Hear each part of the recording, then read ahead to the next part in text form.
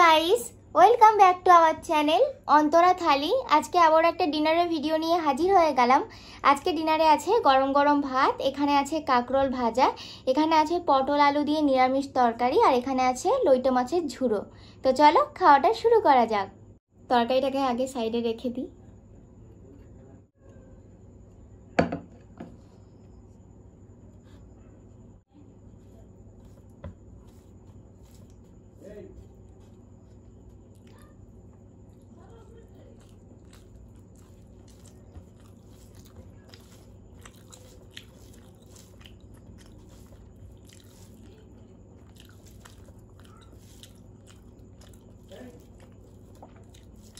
এই ভাজাভুজি দিয়ে একটু কিন্তু ভাত খেতে খুব ভালো লাগে।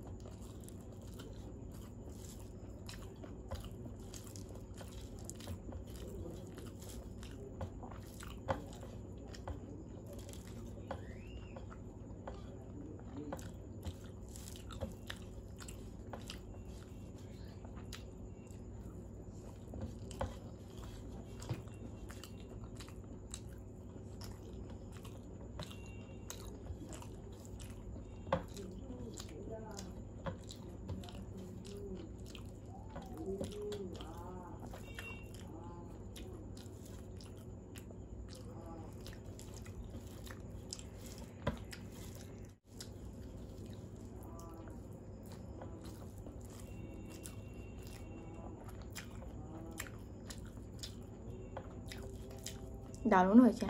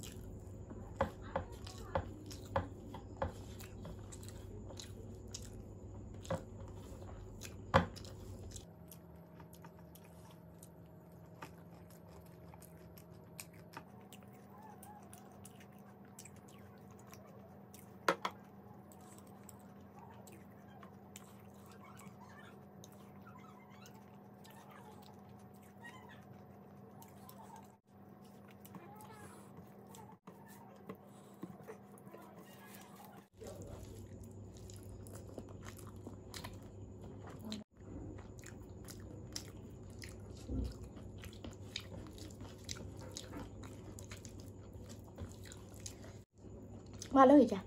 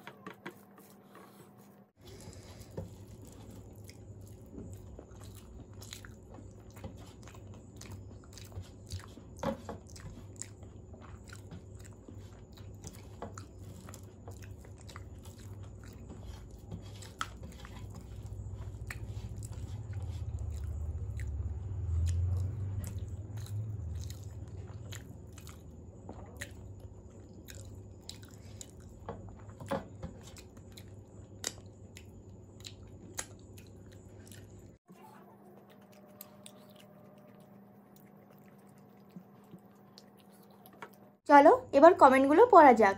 কয়েকদিন আগেকার ভিডিওতে পার্বতী দিদি বলেছে মেনুগুলো দারুণ দারুণ।